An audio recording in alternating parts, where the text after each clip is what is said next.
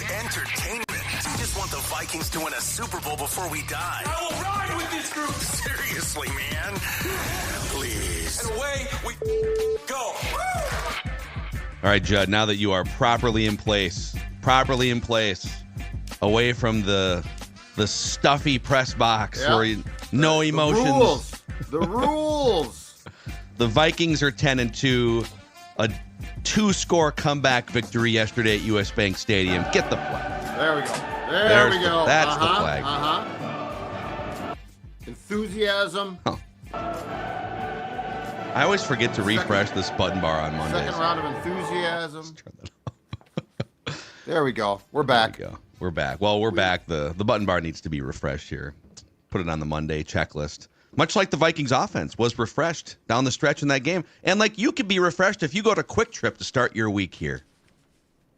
That's a great point, Phil. In fact, I didn't think of that until now, but now I want to go to Quick Trip just like you should to get everything that you could possibly need. Breakfast, lunch, dinner, snacks. Look at everything available there. It's fantastic. And you know what? I've been talking about, you should stop. But how about this? You stop at Quick Trip because that's where you can also get your gifts for your family who also, I'm sure, love Quick Trip, the Karuba coffee right there. We're going to turn the corner and get some pizzas. You know what, though? Gift cards available right now. Pick up one in-store or online at quicktrip.com. We're talking about the, and it's, by the way, quicktrip.com/gift cards.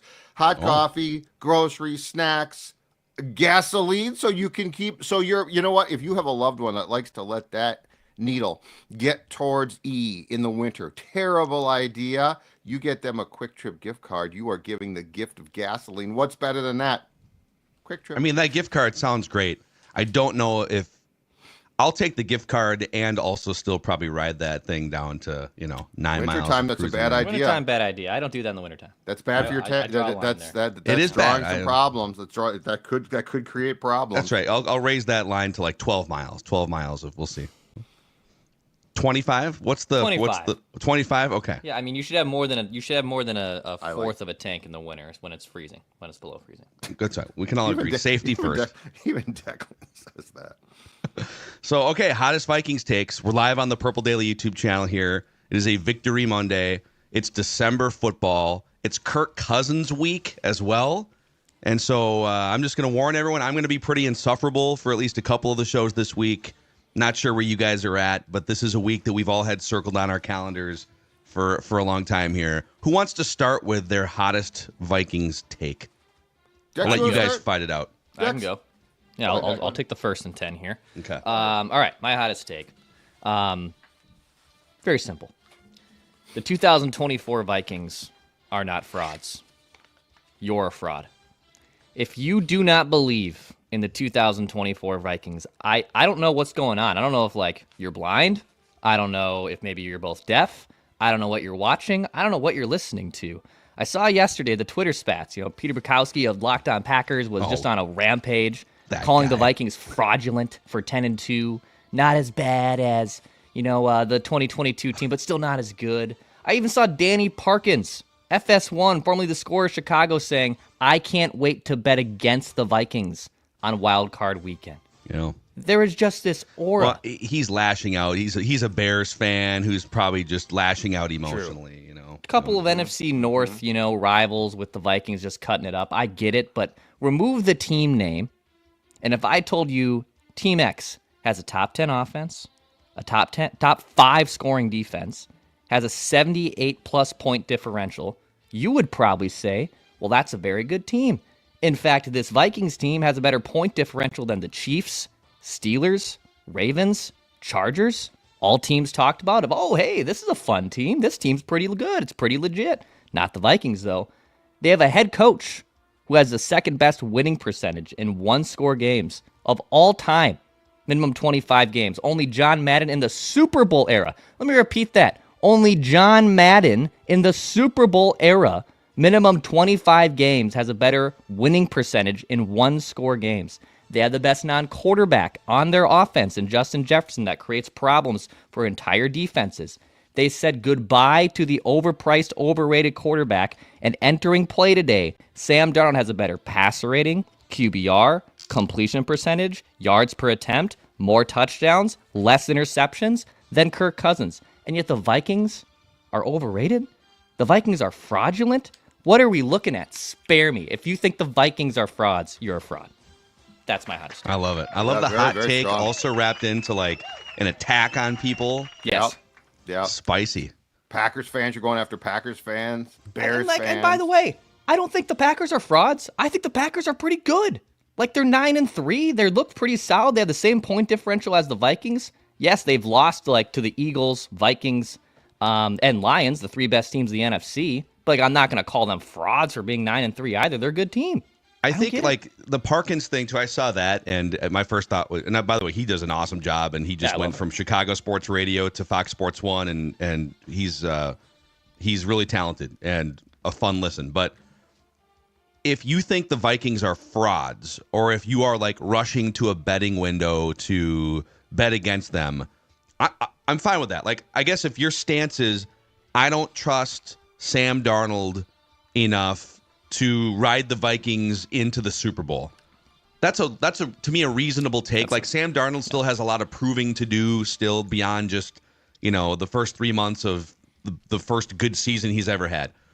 But if you're drawing the line on top of the Vikings and saying, okay, everyone Vikings and below are frauds, how many teams do you have above that line? Because like, is the argument, well, the Vikings are frauds and these teams here aren't frauds. Well, how many teams, like, how much of an insult is that? So who's above them? Lions are above them.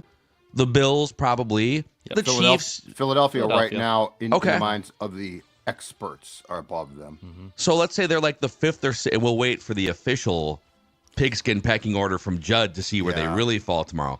Yeah. But like, the insult is really, I think there are definitively 4 or 5 teams better than the Vikings. Okay, like, they were supposed to win 6 games. They're opening a window for the future. Like, I don't know. It's kind of, it's weird energy. It's weird energy. The storyline, it's funny too, because I feel like especially for the national folks, it's really simple to be like, Sam Darnold has sucked. He's pretty good this year, but he really sucks. But the storyline that's just being slept on, unless it's being talked about this morning, is the Detroit Lions are decimated. The injuries. They are decimated. This is going to cost them. They are no longer, in my opinion, the Super Bowl favorites now, to me. I mean, they are what's the latest? decimated. What's the latest count here? I mean, obviously, Aiden Hutchinson was I like looked at it. the big one. I found it. Hold on a second here, because I actually copied this to myself a couple days ago, because I found some guy who had gone through, I think, CBS Sports and had broken down the whole thing. It is an incredible list. They are. Yeah. If you have it, let's go through it quick. If not, that's okay. We can save it for later in the week. Let me see here real quick. Yeah, I've got Actually, it. I think this is fascinating. Let's just let Judd scroll got through it. his phone here. I've got it. So defensive tackles, 2 healthy, 2 that were supposed to play on a regular basis are out. Defensive ends, they have no one left. So like they're all backups now. Aiden Hutchinson, Davenport, Pascal, Houston, Kaminsky are all out. Linebackers, 1, 2, 3, 4, 5, 4 of the 7 are out. Wow. So their front 7 on defense is just gone. Offensively, they can still put up 30-plus points against pretty much anyone. So, Right. shootouts, I guess, is. But the deeper you get in the playoffs, those games become really rare. Yeah, it is a thing, and we'll see in the last month what they look like defensively. But yeah, so all right, Declan, attacking people, attacking the naysayers. I got the pie chart, so let me go next, and then Judd, Sure. you can round us out and sort of back clean up here. Sure. Here's my hottest Vikings take. We've touched on this subject throughout the years, but I just want to make it official. The Vikings are now the greatest quarterback reclamation franchise in NFL history. If you need a random quarterback or a bust or a cast-off quarterback, Yes. reclamated, rejuvenated, and the value boosted up, the Vikings are your Amazon. The Vikings are your pawn shop. They can take your junk and turn it into like $150 trinket for you. It's a quarterback consignment company. Bring your Bring your beleaguered number 3 overall pick. Bring your journeyman 7th rounder Case Keenum to this franchise. I love it. And they've done it. So I went back just in my lifetime, the last 30 years watching Vikings football. Yeah. And I think they've done it 8 times for sure, where someone came in, Jim McMahon, back in 1993. He was 5 years removed from his Bears days. He was like the Eagles' backup. He spent a year in San Diego. He was in his mid-30s. And the Vikings say, Jim, why don't you get on in there? Denny Green, get on in there, Jim, with your little, your face mask, tinted shield thing. Yeah. And they wind up winning 8 games with Jim McMahon, 9 games overall. They make the playoffs. Mm-hmm. And then that was kind of, I think he maybe bounced around for another year, but that was kind of a wrap. A few years later, Randall cut. And I'm going to skip past Warren Moon because he was still a Pro Bowler when they brought him in, even though he was 38. Yeah. But they also breathed life into Warren Moon's final years too. That's totally fair. So maybe we count it 9 times. Randall Cunningham was literally retired and out of football. They bring him in as a backup in 1997. He winds up starting for them in 1998. 15 wins, best season of his career, best passer rating. I think he was the AP Player of the Year offensively. Jeff George banished by 3 different franchises as the former top pick. Yep. And he comes in. Actually, he told a story his last year in Oakland, which was 1998. And he openly admitted, I think that was John Gruden's first year, that he did what the coaches wanted on 1st and 2nd down and then just would go rogue doing whatever he wanted on 3rd down. So every stop was like that for Jeff George. Yes. He comes in 1999. June Jones screaming at him on the sideline. That was my favorite in Atlanta. Saves the Vikings season in 1999. They go to the playoffs. Gus Frerotte, Judd's guy, career journeyman. He's basically played for a third of the league's franchises. Mm-hmm. And he comes in for the second stint, actually, with the Vikings, 2008. Vikings go 8-3 in his starts in 2008 and win the division with 10 wins. Mm-hmm. And that was that was kind of his ride off into the sunset. Brett Favre, I'm putting him on this list because he was 40 years old, coming off a league-leading 22 interceptions and a torn biceps. Mm-hmm. And he comes in, and the Vikings breathe life into him. Sam Bradford, knee problems. Eagles drafted Carson Wentz to replace him. His career was basically evolving into a backup. Puts up one of the best seasons of his career. So true. Case Keenum was a career journeyman. Sam Darnold was a bust. I mean, the Vikings, it'd be nice to have a 15-year amazing Josh Allen level franchise quarterback, and maybe they'll have that with J.J. McCarthy. But if your quarterback agents, listen, if your quarterback stock is in the dirt and you need to breathe life into it, bring your quarterback to the Minnesota Vikings. Yeah, so to your point, this starts in 1992 with Denny, right? So the Vikings have been resurrecting these cast-offs for 32 years now? Yeah. Yeah. So like you could put that on TCO. Like it could say outside. That's the business. Resurrecting quarterback since 92 with Denny Green. Yeah.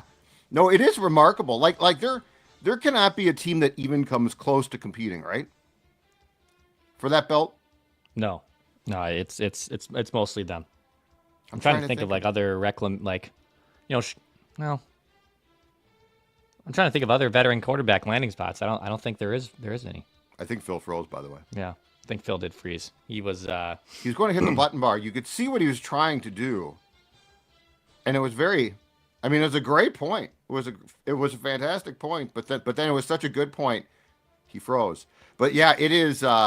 And I would, to Phil's point, I would include Moon because he was traded from Houston. But I mean, he also because of his age probably should be included. Because if you recall, you don't because you're too young. But he came from the CFL, from Edmonton, where he won at least a couple of Grey Cups.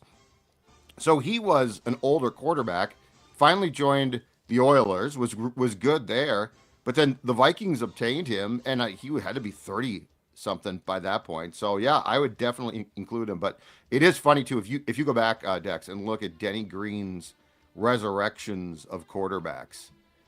It is a remarkable list. There he is. Nice still shot, though. Nice still shot. You were, going to hit the button bar. It was a very professional shot. It was a good still shot.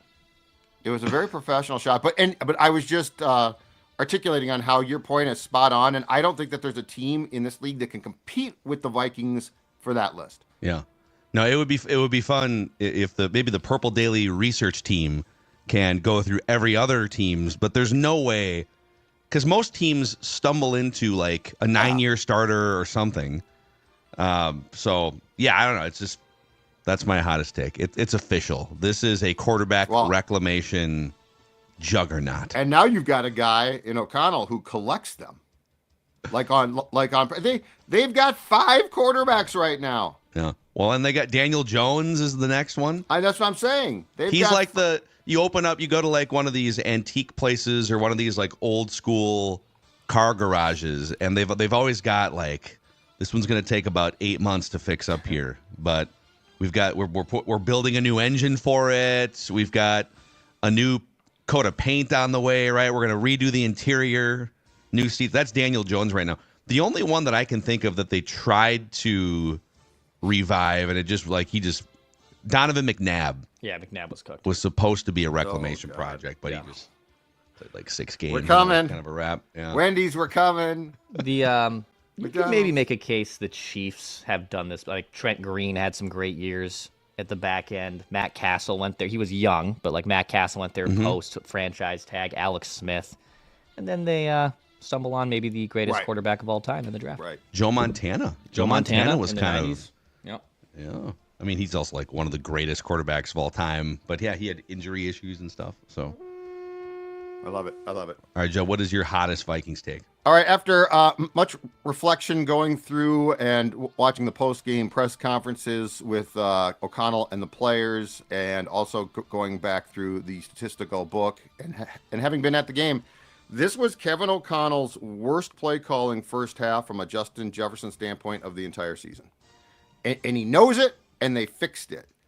But Jefferson was so Jefferson post-game, and remember, this guy is as it's amazing. He is as anti-diva as you can get.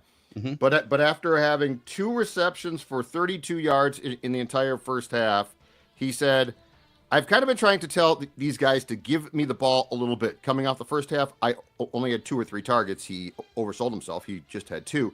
So that second half, that kind of got me into the game plan a little bit more. But there's a couple of things here at play. So perfect example of a play call that should have gone to Jefferson, but with how the game flow was going, you quickly realized it wasn't going to work on this day, was the check down to Aaron Jones that ended up in a fumble for the Cardinals. Jefferson was open over the middle on a longer developing play. This was a day on which Sam got sacked 5 times. And Sam needs, as good as he's been, he needs all the help that he can possibly get. And this was a perfect day to incorporate Jefferson early with a couple of just short little bubble screens, dump offs, whatever. Second half, after I think Justin said, I really should get the ball more, which he should have. They come out, if you recall, first play of the third quarter, shot to Jefferson. He immediately is grabbed, PI, and we're off to the races. From there, he caught passes of 15, 4, 30, 6, and the short ones are important here. So the 4 and the 6 and 12 yards, the 4th down catch. But it's one thing if everyone else is at the table and eats, if Jefferson does not. That's awesome. That Bears game I absolutely loved. Yeah, you'd like to see him get the ball more, but the reality is Addison Hawkinson had 100-yard days. So I'm fine with that.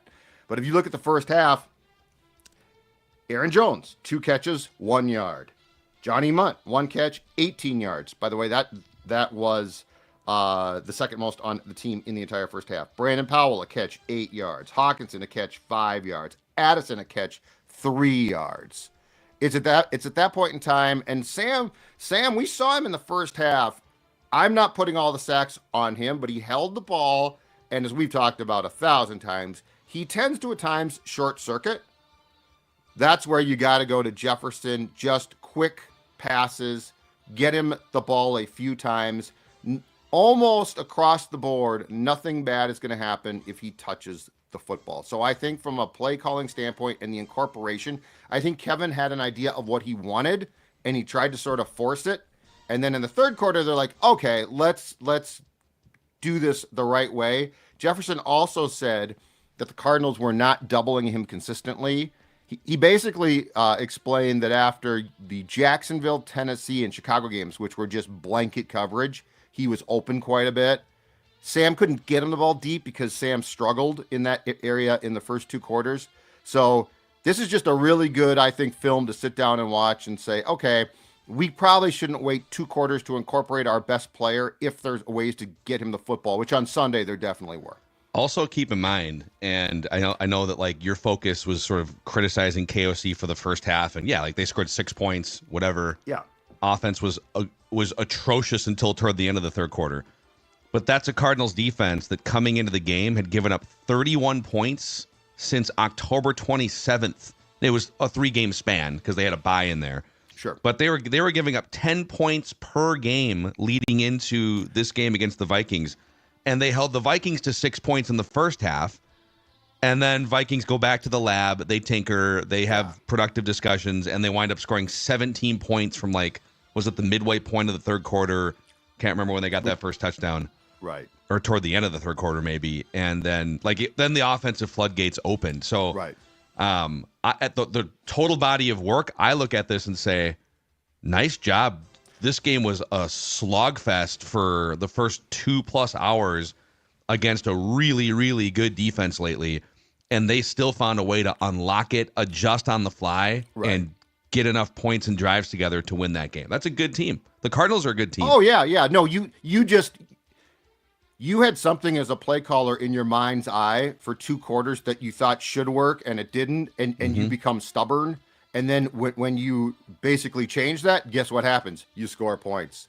But if Justin Jefferson is not being blanketed and everybody else, when you look at those stats, it's not just Jefferson stats, it's everybody else in that half. Nobody was eating. The question is why? And I look at everything, the fumbles, that through the prism of playoff games. Your adjustment should not take that long. If you're playing a playoff game and you can see clearly that Jefferson is not going to be blanketed, I want to get him the ball, but I can't do it it has to be this route, it has to be this pass. You say, how do you open up the opportunities? If he is blanketed and Addison and Hawkinson go off, hey, that's awesome. Yeah, so they wind up, it's just in the nick of time, I guess. They get the 23 points needed to win the game, but in the end, it was Sam Darnold's 10th 100 passer rating game of the season, which ties a Vikings single-season record with Brett Favre in 2009 and Dante Culpepper in 2000. I get that it's much more about no one's saying that he's better than Fran Tarkenton relative to the league in the 70s. It's easier to put up ridiculous passing numbers and guys get more attempts now than they did 30, 40 years ago. But if he puts up one more 100 passer rating game, he's going to have the Vikings record going forward. So it's remarkable. So even in its clunkiness, the Vikings still wind up with a formidable offensive effort in this one.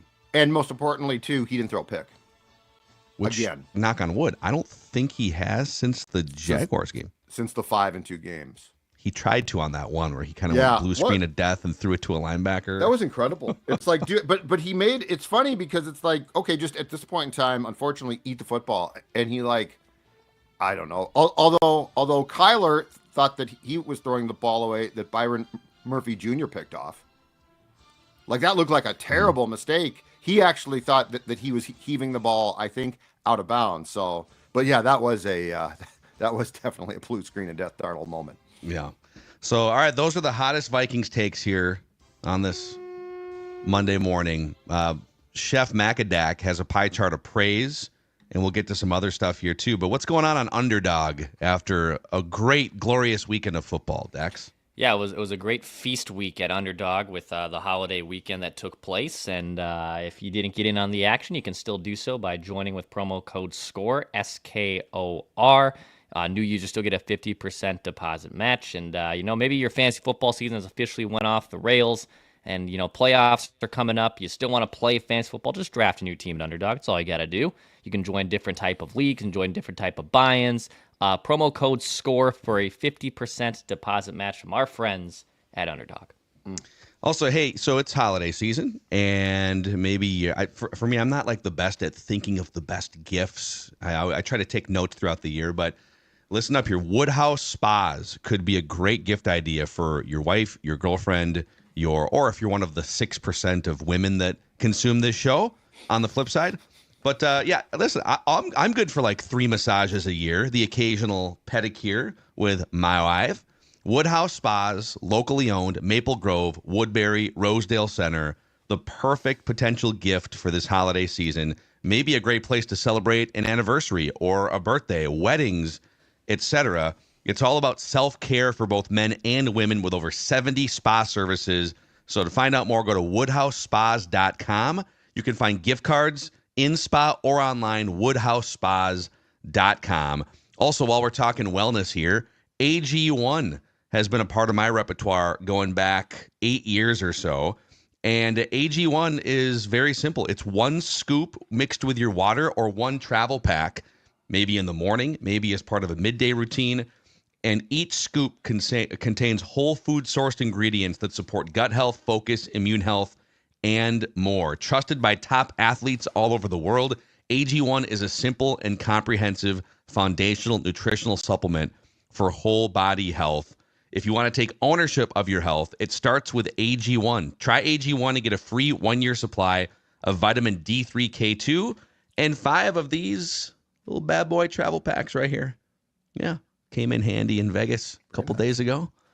You know, you're not exactly eating kale and drinking water for every meal. But yeah, drinkag1.com/purple daily. Drinkag1.com/purple daily. The Rock knows how you feel about pie. All right. All right, guys. The pie you've all been waiting for. Post-Thanksgiving pie. Post-Thanksgiving. Post-Vikings 10th win of the season. Yeah. I have 7 slices of pie in this pie chart of praise here. Nice. Okay. I think the math works out. I did do the math a little haphazardly. Oh, like yeah. I didn't add it up until like right before the show. Too confident. Here we go. Too confident. Now, Phil's pretty good at math, so he probably gets it right, but you just said the magic words. I did it haphazardly. If by pretty good at math, if the bar is better at math than Declan, then and me. Yes. I was gonna say I'm terrible at math. I don't know if Phil's great at math. It's just more of, is he better than Declan and Judd? And I think yes. So I think on this show, I think Declan and I are probably about the same at math. Now, Declan struggles to spell, which I don't struggle to spell as much. So I would put myself, like, if this was not a spelling bee, I can't spell words, but like if I'm just spelled supposed to get scorpion wrong in a 6th grade spelling bee one time. So I might take the cake on like just word usage or something, because I mean, I am a professional there. But anyway, on math, yeah, it's Phil. Actually, I think in this show, it would be a competition mathematically between Phil and Royce for the top spot, because Patrick's good too at math, but I'm awful and Declan's not good. So yeah, we're system quarterbacks that flaw. You know, we have flaws in our system with our head coaches and also self-inflicted wounds. It's just you gotta just hand the ball off sometimes. Quit throwing the ball over the middle of the field. Don't fumble the math. Don't fumble the math. Tony Edmondson says Scorpion SKORPION. Score SKOR. That is that's correct. We're gonna give him credit for that right there. Ding ding. It's the new way to spell scorpion. Oh, you've come a long way since 6th grade. I threw an A in there. It was embarrassing. Well, there's pressure in those things, though. Come on, 6th grade, that's a lot of pressure. I'm not going to dump on you for that. There's parents out there. The Rock knows how you feel about pie. Yeah. We're going to give 5% of the pie chart of praise to the Atlanta Falcons for giving Kirk Cousins an offer he could not refuse back in March, starting the chain of events that led the Vikings to get off the roller coaster that they were on for 6 years. The Falcons making a ridiculous, dumb, unwise Godfather offer to a mid-NFL quarterback coming off an Achilles tendon injury. The Vikings were still kind of like, can we get him back for a year as the bridge guy, and then we could draft a quarterback? And the Falcons made it just an easy parting of ways, and it set off a chain of events for the Vikings to sign Sam Darnold a day later for $10 million.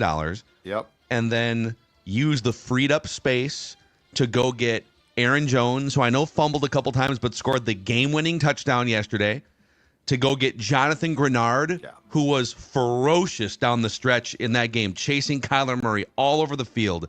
Jonathan Greenard single-handedly derailed that last possession. Yes. While sick, he could barely breathe, he said. He's had like a head cold all week. He's literally one of the best defensive players in the NFL this year. Leads the league, and other players too all over the place. So 5% Atlanta Falcons for making this a no-brainer decision for the Vikings to move forward into a different, better era of Vikings football. First of all, let me say, again, I am so glad the Kirk week has started, because that was like Phil is kicking this off like a Black Friday sale. It's the most in-your-face. Cyber Monday. Yes, it's a Cyber Monday sale. Kirk Cousins, everything must go. Kirk Cousins. Yeah, and what's, to your point too, what's so funny about it is somebody with the Falcons realized the folly of their ways quickly, and they drafted Michael Penix. So like you talk about the crazy thing, yeah. Technically they never, not technically, they just should have never signed Kirk. But then if they don't sign Kirk, and as we talked about on Ventline yesterday too, I think this also reserves some praise for Kwesi and the front office, because I'm not completely convinced that if Kirk had come back at a halfway reasonable rate, which by the way still is expensive, that Kevin O'Connell is like bye-bye. Like there's been debate about that. I really think he liked him. So, for sure. So, when we talk about the 2022 draft and what Kwesi does wrong, what does he do right? He gets a lot of credit for the free agent class in at least signing them. But this is a big one to me. Whoever put their foot down and said, no, we're just out. Bravo.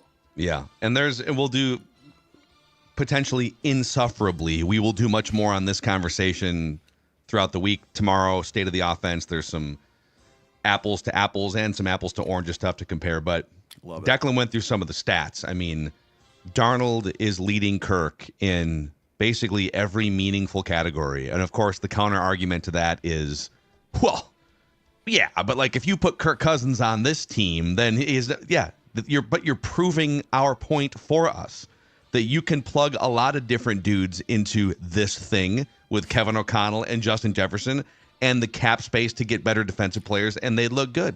That's been the whole argument for 6 years. And it's playing out in front of our eyes right now. And of course, I'm jinxing what's going to happen on Sunday. Watch that dude come in here and throw for 400 yards in his Super Bowl and noon game at US Bank Stadium. Or stand on the sideline and watch Michael Penix make his first start. There's a lot of reports out there through the national media, Atlanta, that he is on really thin. He was on thin ice going into the game. I think they won out. And I think that they leaked that.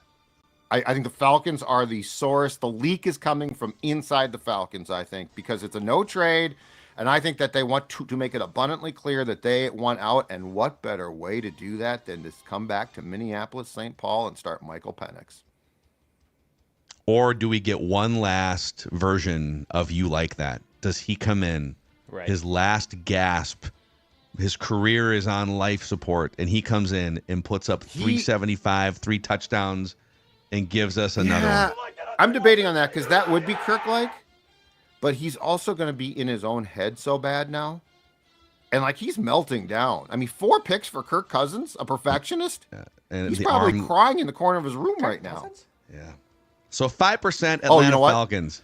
I did hear this, though. Very interesting because this was a tough game. I heard he's going to take tomorrow off. Wow. Look at that. Look at that cheap shot right there. Sources are telling me from deep inside Flowery Branch with the Falcons. How would that sit? Let me ask you this. How would that sit? You're sitting in there. The Falcons are spiraling. They're 6-6. The Buccaneers have caught them in the standings. You're grinding this thing out, and you now have to go play the most complicated, hard to dissect defensive front in the NFL. If he is 24 hours of Kirk time, how would you feel as a teammate this week? Man, could you imagine? I would guys, say start I'll catch you Michael on Wednesday. I'm going to tell you right now, rookie quarterback Michael Penix will be in Flowery Branch tomorrow reviewing film. Yeah, I'm telling you, you all laughed at me and us when we poked at this thing a year and a half ago from Netflix, right? You guys, like, everyone gets to have a day off. You want your quarterback taking a day off when you're spiraling on a Tuesday? Yeah, Huh? because Joe in accounting is off on the weekend. He thinks that in-season football players, well, you get a day off too. I'm taking a week off on Friday, so I'm sitting this out. I'm not. A little honeymoon for old Dex. I can't believe you're gonna miss the Kirk vent line. Boy, I might join. We're gonna find a spot. Wake up at 8 a.m. to watch the game, island time. But we'll find a spot to watch the game. I think Dex might be in the bag by the time that game comes to an Oh, end. at 8 in the morning. At 8 Oh, in the God, morning. yeah. Not at 8 in the morning. By the time vent line, yes, I'll. Right, no, I'll be but I'm feeling saying good. you will start drinking when the Oh, game yeah. kicks off. You're not Yes. going to be like, Yes. honey, it's 8 in the morning in Hawaii. I can't drink right now. There's going to be mimosas in play, bloodies in play.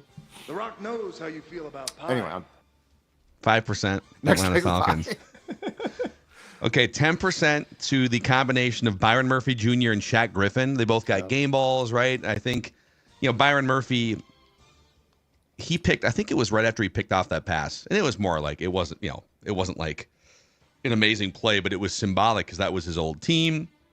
And immediately Brian Flores ran down and gave him a big hug on the sideline. So those guys just corralling a couple huge interceptions, Murphy against his old team, 10% props to those guys. The Rock knows how you feel about pie. I'm going to go 10% Justin Jefferson, second half, finding ways to get open. Finding ways also to let's pry this open a little bit more because you kind of touched on it, Judd, with your hottest take. Finding ways to communicate respectfully Right. and professionally Right. with your coaching staff and quarterback about how you can help the team, not throwing a tantrum and throwing your helmet and yelling at people.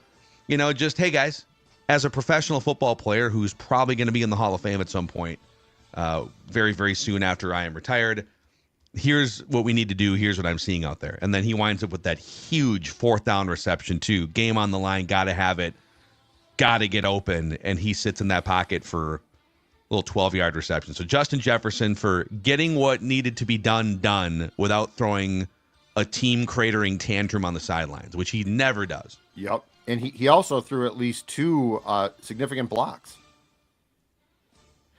It is phenomenal the amount of things that guy brings to a team while being a superstar player at a position where I think it's very odd for a superstar not to cause problems. Yep. So 10% to Justin The Rock knows Jefferson. how you feel about pie. 15% to Jonathan Greenard. And I don't have like the full, I think PFF is still kind of processing, so we don't have like all the full pressure numbers and whatever, but MFF, Macadac Football Focus, saw what he did in the final I'm glad plays you of cleared that that game. up. I didn't know what MFF was for a second. I became very concerned. The show was going blue. He had the huge strip sack on that final Cardinals drive. Cardinals recovered it, but it put him back like it was like a 10-yard loss or something. Yep. And then he has the strip sack, and then on the next play, I think it wasn't a sack because Kyler Murray got back to the line of scrimmage, but he chases Kyler all over the backfield and then takes him down for a no gain. And then if you watch the final play too, the interception, he absolutely pushed that left tackle back. And I don't know if it was officially a pressure because Kyler Murray threw the football, but Jonathan Greenard, it's 15% for the work he did in the game, but also an acknowledgement. He leads all defensive players in pressures and quarterback hurries. Mm-hmm. He's having that kind of a season. Now, Aiden Hutchinson had a huge lead in those categories before the injury, but injuries happen. He stayed healthy, and he has reached a completely new level from where he was in Houston. And that also dovetails to the KO timeout when he saw that Greenard was sucking wind to get him more time to make that play, which, by the way, was a great use since we certainly critique coaches for bad timeouts. That was a great use of a timeout. It comes a week after he had a 9-second sack on Caleb. Now, I know Caleb held the ball too long, but for 9 seconds for a defender to shed in Chicago 2 blocks and get that sack, it's funny. You know what? In retrospect, the 2 guys that I think the Vikings fans were most concerned about walking out the door, Kirk Cousins, Daniil Hunter, right? Like, oh boy, if they leave, be careful. I was told. And on Daniil, we all, hell of a player, right? I mean, the Vikings won that exchange. There's nothing Daniil can do that Greenard doesn't do better in the system. The mistake was not urging him out the door earlier before the trade deadline. Daniil, right? Like we were all, you can't let him go. Man, I know you gotta trust in your ability to. The draft has been one thing, but the Vikings' ability in the Kwesi era to identify pro players in free agency. Yep. Well, via trade, Hawkinson. And even if you're concerned about the draft itself, like your picks, the accumulation of picks is never a bad thing. Mm-hmm. Yep. So Greenard, 15%. Another 15% to Arizona Cardinals head coach Jonathan Gannon. Yeah, this is good. For kicking a field goal, 4th and goal or 4th and 4. It was 4th and goal, I'm pretty sure, from the 4-yard line-ish. And they had a chance with like 2 minutes to go, a little more than 2 minutes. I don't have the clock in front of me, but you're up by 3. So you can either kick a field goal to go up 6, or you can try and score a touchdown and effectively end the game. And man, for how hard it was to corral Kyler Murray in that game, and James Conner is a break tackles guy. If you were to ask the Vikings defense and Vikings fans, what do you want the Cardinals to do right now? I think all of us, sidelines, players on the sidelines, coaches, those of us who just watch the game, Judd in the press box, would have said the Vikings' best chance to win is for the Cardinals to kick a field goal and be up by 6. And this has been a theory on this show and our old radio show that you'd psychologically, and analytics might show something else, but like psychologically, being down by 6 and knowing you have to score a touchdown is a lot different than being down by 3. Yep. So let's say they go for it and they don't get it and they're only up by 3, which is what they were weighing, right? Right. Well, then the Vikings cross midfield and they're not all in to score a touchdown anymore. You want to score a touchdown, but you also don't want to get knocked out of field goal range. So you're kind of like playing it in between. And you see a lot of games play out the way that one did, which is, they go for the field goal to go up 6, and the other team is now all in committed to scoring a game-winning touchdown. And that's what happened. So Jonathan Gannon. 3:29 left. There you go. 4th down. And here's the other thing, too. If you get stopped, let's say you run a play and it gets 2 yards, okay? Now the Vikings have the ball with 3:20 left. They're down by 3. They're starting 1st and 10 at the Cardinals 2. So if you say that the Cardinals get 2 yards and it's done, there is a 26-yard there's a 28-yard swing there because by kicking the field goal, touchback, the Vikings start at the 30. Yeah. Like this was, I think, game theory-wise, this was now like the biggest no-brainer in history. But the Cardinals, it seemed, I thought, and I think that they were 2 for 6 in the red zone. The Cardinals, it felt like the play calling got pretty conservative once they crossed the 20. Yeah, they ran the ball a couple times, I feel like, on 3rd down. There was like a 3rd and 6 in there. But it's like, did they run the ball on the 3rd down that led to the 4th down too? Yeah, they just, I don't know. Short pass. Okay. 12 yards. But they ran, that's right, because it was back. It was like a 20. They were at like the 24-yard line or something. Yeah. But they also were first and goal at the Vikings 10 and took back-to-back penalties and were backed up. So like this was, if you look at the things in this game that I think made a huge difference, the Vikings penalty-wise took like 3 penalties. Yeah. The Cardinals took like 9 penalties. Yep. And that building was not loud enough to substantiate the amount of false starts. No, not until the building didn't get loud until like the 6-minute mark of the 4th quarter. Right. It kind of felt like when it felt, okay, we have a chance to win. So The Rock knows how you feel about pie. Okay, 2 more slices. 20% to John Parker Romo, or Parker Romo as he wants to be called mistakenly. He's really missing a marketing chance here with the JPR thing. But yeah, the 2 long field goals he made, including a 55-yarder. I know he missed a field goal, and then he makes, even just like to make the extra point to make sure that you're up by 1. This is a backup XFL kicker that's coming in here in the middle of a season. He was in training camp, but for him to be nails on a 45 and a 55-yard field goal, and then to make the extra point needed to go up, because we saw last week the extra point is not guaranteed, as the Washington Commanders showed. So 20% to John Parker Romo, and then I'll give you the final 25% here to round out the math. Knows how you feel about pie. To Sam Darnold, mostly for his work in the fourth quarter. 8 plays, 70 yards on the game-winning drive, huge chunk throws, great movement in the pocket, and running when he needed to. He's now top 10 in several key quarterback categories across the league, with career highs in most categories, and there's still a month and a half to go in the season here. So it just seems like in the 4 or 5 games, maybe even more than that, where the game is close or the game has gotten close because maybe the defense let the Packers back into it or the Niners back into it, and the Vikings have the ball, it's late in the fourth quarter or mid-fourth quarter, and they need to score points on this drive. He has come through, I think, on all of those, save for maybe like the Rams game where you could argue he got face masked and didn't have a chance to finish the drive. So just bravo to him, man. He steps up on these drives, even when maybe he's made some mistakes earlier in the game. He does not remember the devastating interceptions in those moments. He is hunting for 15-yard completions and 20-yard completions, and he's been awesome in those situations.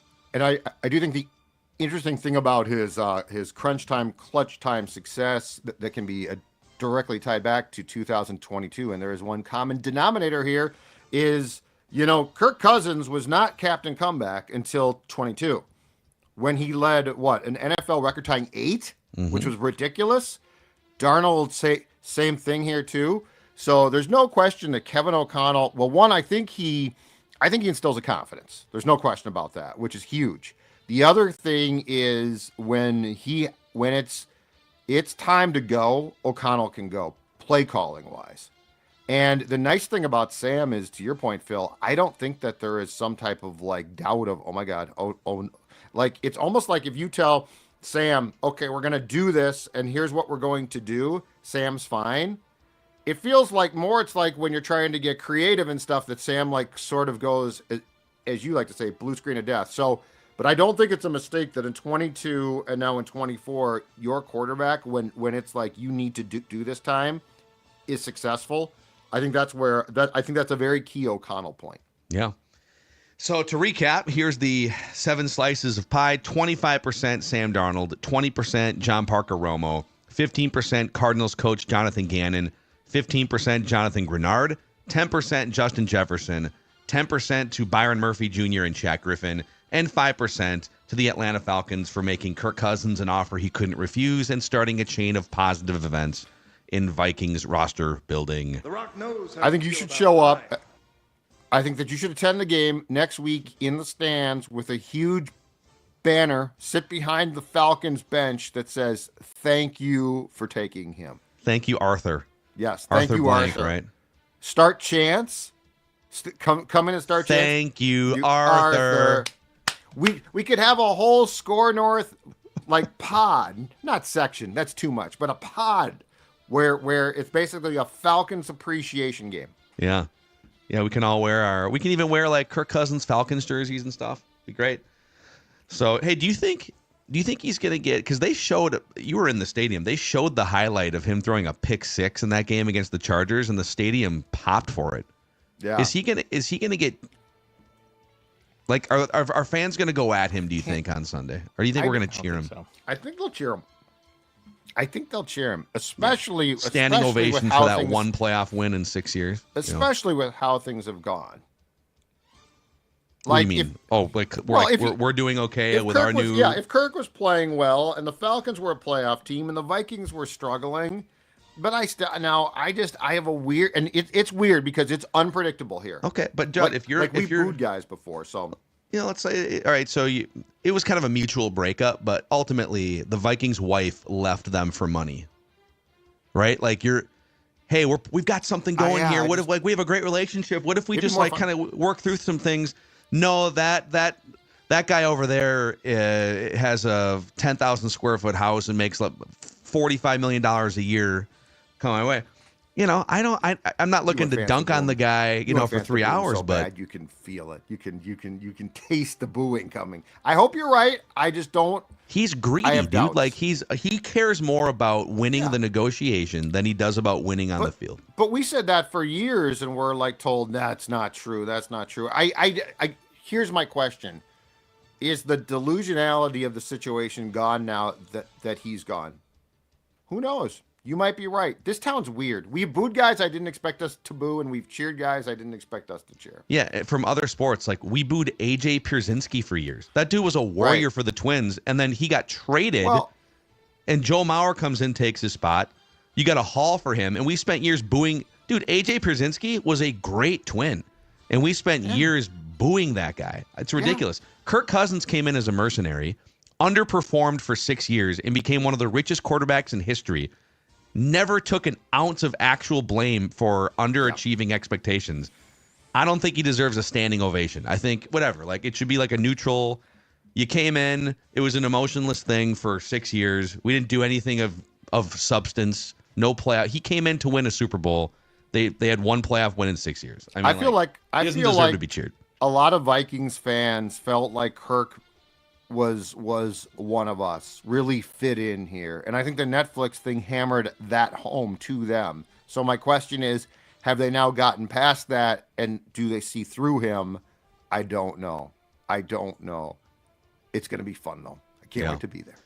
So, hey, we will give our nitpicks here to keep this show balanced. When they lose, we give you silver linings. When they win, we give you nitpicks. But hey, it's the holiday season. It doesn't mean that you have to go off the rails. You can even maybe lose some weight during the holiday season. Huh? Oh, hey, man. In fact, guess what?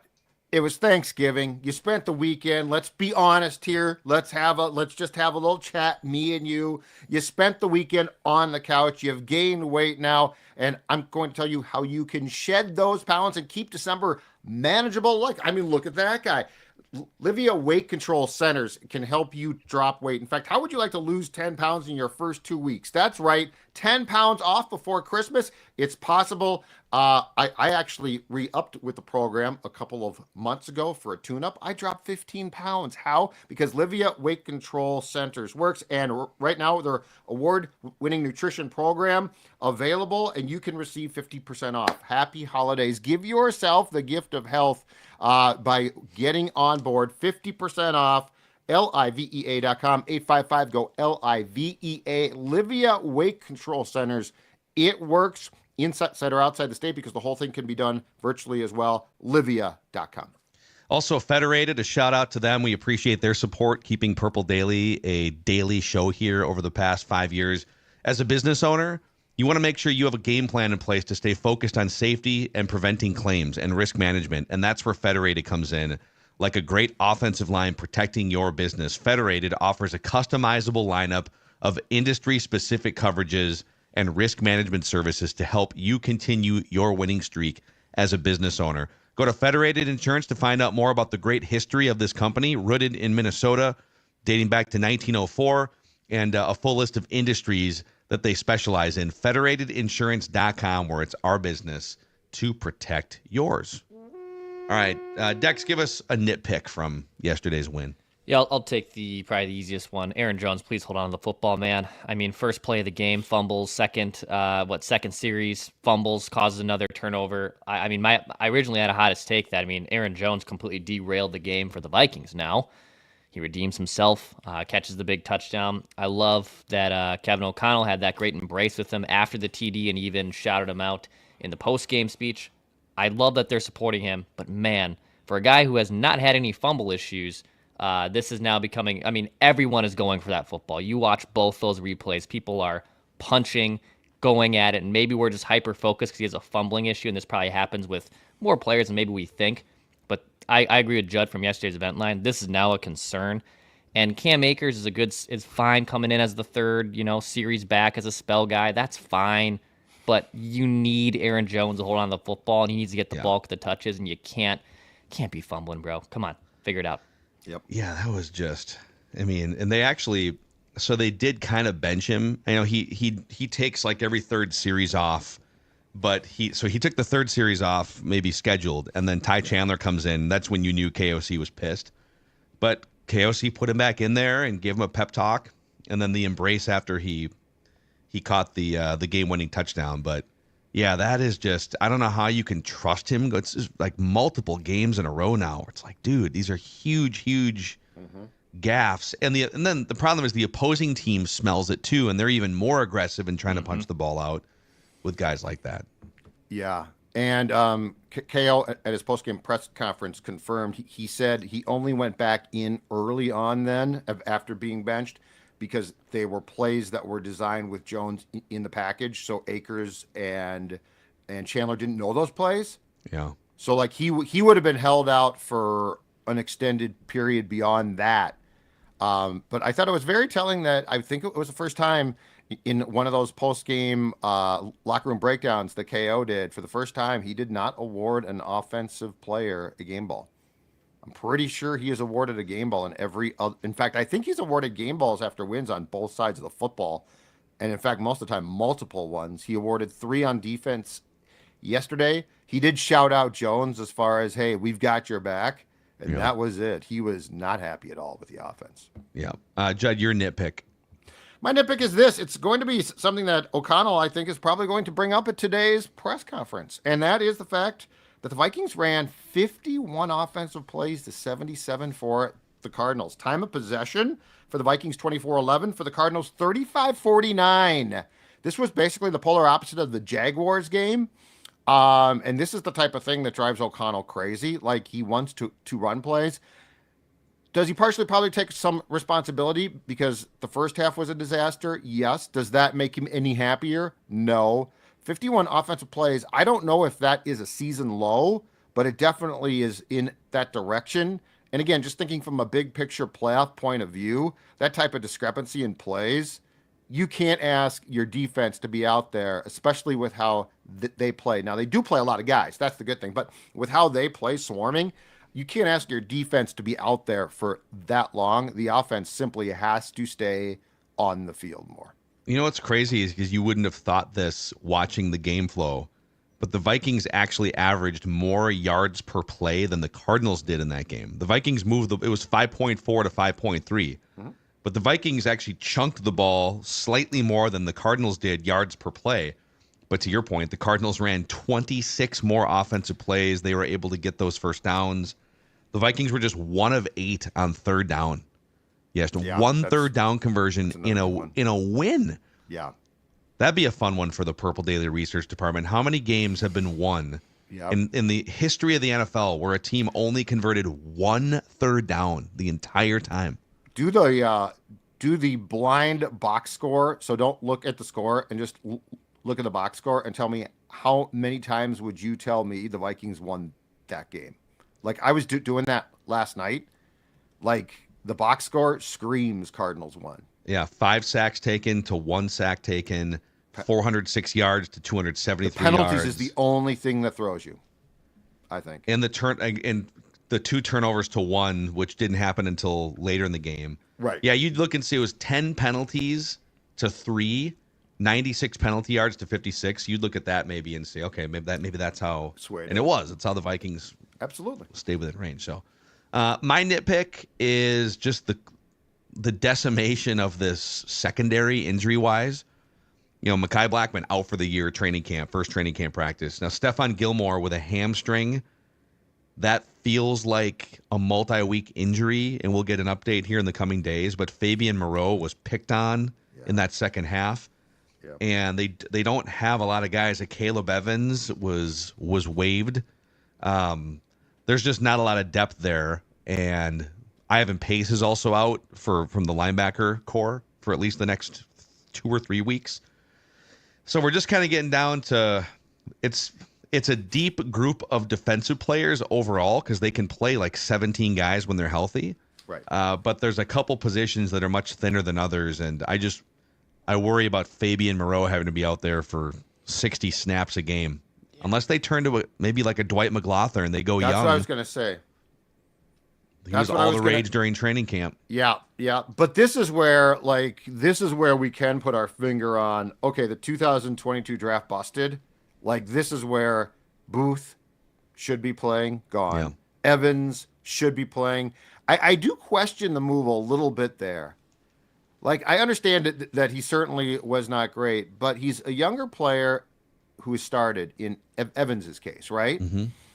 And you tried to get him through the waiver process. I mean, he got claimed quickly because the Panthers have probably like the second claim, right?